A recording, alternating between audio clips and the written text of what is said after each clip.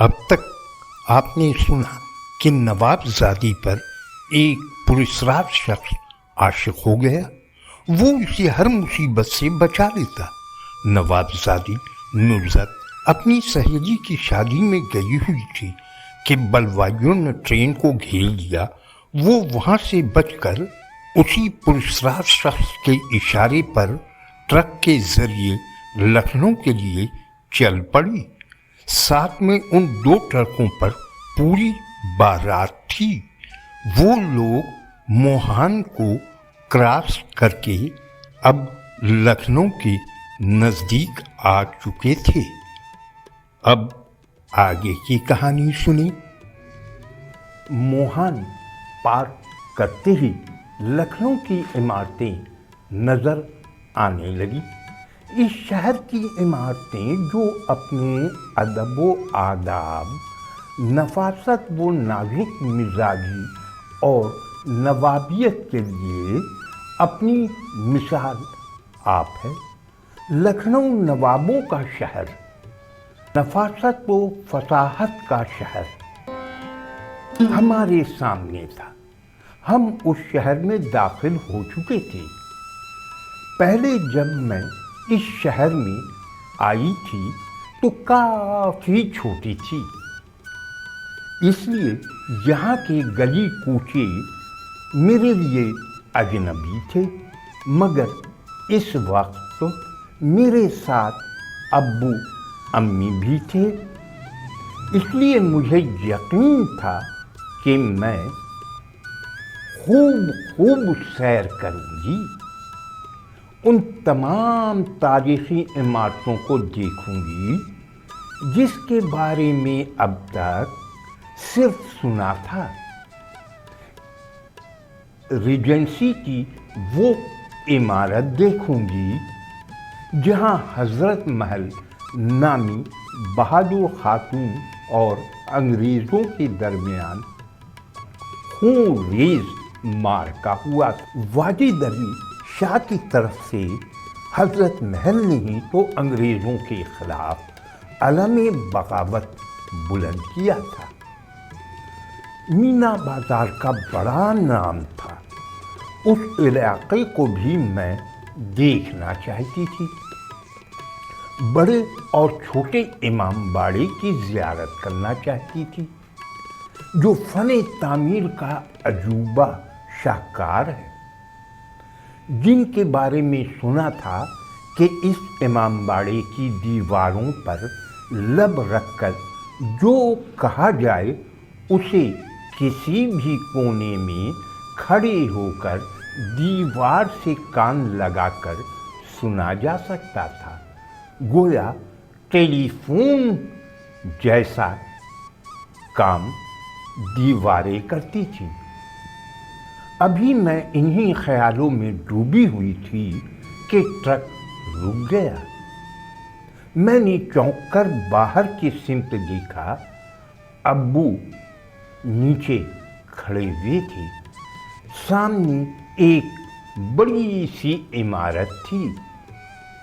Truck کی آواز سن کر کئی آدمی اس عمارت سے باہر آ گئے تھے اور وہ ہر ایک کو سینے سے لگا کر دعائیں دے رہے تھے۔ میں سمجھ گئی کہ یہی عائشہ کا سسرال ہے۔ ہمیں نہایت عزت و احترام سے اتروایا گیا۔ مجھے دوسری خواتین کے ساتھ زنان خانے میں بھیج دیا گیا، اس لیے کہ میں نے راستے میں ہی برقع پہن لیا تھا، اور برقع بھی شٹل کاک والا، جو ہمارے خاندان میں رائج تھا۔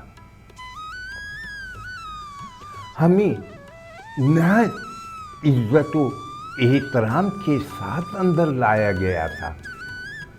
اندر پہنچتے ہی وہاں موجود خواتین مختلف سوالات کے ساتھ ہمیں زچ کرنے کو تیار بیٹھی تھیں۔ हमारे साथ आने वाली कुछ औरतें तो अपने अजीजों से लिपट लिपट कर रो रही थीं। एक ने मुझे घेर लिया और करीब आकर बोली, ए बन्नो, क्या हुआ था? सुना है रास्ते में तुम लोगों को बलवाइयों ने घेर लिया था। बिल्कुल सही सुना है, मैंने उखड़े हुए लहजे में कहा। तो हुआ क्या था? वो लोग हमारी आरती उतारना चाहते थे, हमारी पूजा कर रहे थे। मैं जलकर बोली, ऐ नाज। उसने एक अदा से हाथ नचाकर अपनी थोड़ी पर अंगुष्ठ शहादत रखी और बोली, मैंने तो सुना है उनके ढेरों ढेर भगवान होते हैं। पेड़ पौधे, पहाड़, सूरज, चांद, नदी, न जाने क्या क्या उनके भगवान हैं और कैसे कैसे भगवान हैं। अब वो लोग जिंदा लोगों की भी पूजा करेंगे। वो बड़ी बीकी आवाज मुझे कानों में बरछी की तरह लगी और मैं तिलमिला कर बोली, जी हाँ, यही इरादा है। अब मैं कह आई हूँ कि पूजा के लिए लखनऊ से किसी और को भेज दूंगी। आप जाना पसंद करेंगी? बड़ी भी 2 कदम पीछे हट गई। अरे जाए मेरी जूती, मैं उनको जूते ना मारूं। पूजा करेंगी। मैंने मुस्कुराते हुए कहा, अरे बाजी जान, इसमें गुस्से की क्या बात है? आप उनकी भगवान बन जाएंगी ना। मुझे बाजी क्यों कहा? क्या मैं आपसे बड़ी हूँ? अरे अभी मेरी उम्र ही क्या हुई है? मैं तो इन बच्चों की वजह से कमज़ोर हुई हूँ। एक के बाद एक 6 बच्चे हो गए हैं ना, इसीलिए बड़ी नजर आती हूँ। मगर मैं सिर्फ 16 साल की हूँ। मोहतरमा की बात सुनकर मेरे अंदर कहकहाट सा उबल पड़ा। बिल्कुल बिल्कुल, लुत्फुन्निसा ने आगे बढ़कर कहा, अभी उनकी उम्र ही क्या हुई है? 16 साल की हैं। 9 बरस की उम्र में शादी हुई, 10वीं बरस में पहले बच्चे की माँ बन गई। लड़की, तुम मेरी हिमायत कर रही हो या तंज? कभी कोई औरत 10 साल की उम्र में माँ बनी है? नहीं बनी है, लेकिन आप बनी हैं, लुत्फुन्निसा ने कहा। तभी तो 16 साल में 6 बच्चों की अम्मा बन गई। या मजरूला जाए, ये क्या कहा? ये क्या हो गया? अब मुझे तो चक्कर आने लगे हैं। मैं 10 साल की उम्र में माँ बनी थी। कहते कहते मोहतरमा वाकई गश खाकर गिर पड़ी।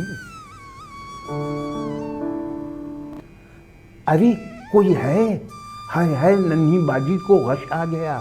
अरे कोई लखलखा तो लाए। उस औरत ने गोया आसमान सर पर उठा लिया। या जनाबे अमीर, हाय जनाबे अमीर। कमरा मुख्तलिफ आवाज़ों से गूंजने लगा।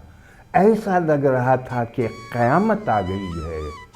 अब तक सुना था लखनऊ वाले बहुत कमज़ोर आसाब के होते हैं, नाजुक मिजाज होते हैं। मरने की खबर सुनने तो घंटों गश में पड़े रहें। मुर्दे को हाथ लगाते हुए भी डरते हैं। जनाजे को सिवाय अपनी औलाद के कोई दूसरा हाथ तक नहीं लगाता।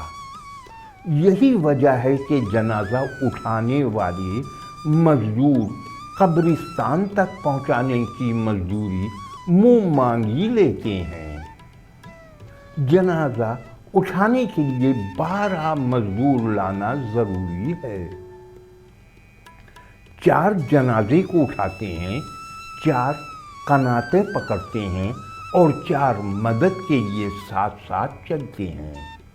ऐसे नाजुक मिजाज मर्दों की औरतें कितनी नाजुक मिजाज होती हैं, इसका अंदाजा बखूबी लग चुका था।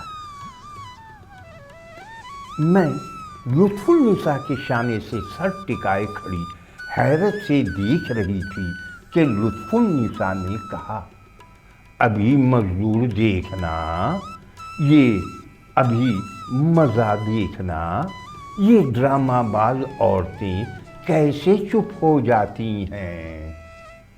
लुत्फुन्निसा ने उछलकर चीख मारी, सांप। सांप का नाम सुनते ही सब रोना धोना भूल गईं। चीख पुकार एकदम से बंद हो गई और वो सब गिरती पड़ती बाहर की तरफ भागी। ये बड़े बड़े गरारे, उनको संभालना आसान ना था। हर बीबी के साथ एक बांदी जो उनके पीछे पीछे गरारे का पांचा उठाकर चलती। भगदड़ मची तो आधी से ज्यादा ख्वातीन एक दूसरे पर गिर पड़ी। बात इतनी बिगड़ेगी शायद इसका अंदाजा लुत्फुन्निसा को भी ना था। वो घबरा गई थी और हैरान परेशान नजरों से मेरी तरफ देख रही थी। मैं खुद भी परेशान हो गई थी कि लुत्फुन्निसा के मजाक ने संगीन सूरत इख्तियार कर ली है और अब बात तो बिगड़ गई। अब इसे संभाला कैसे जाए। तभी मेरी नजर खिड़की पर पड़ी। एक काले रंग का सांप आहिस्ता आहिस्ता रेंगता हुआ बाहर जा रहा था। वो सांप क्यों और किसके कहने पर कमरे में आया था? कहानी ने अब एक नया मोड़ ले लिया है। अगली वीडियो देखना ना भूलें।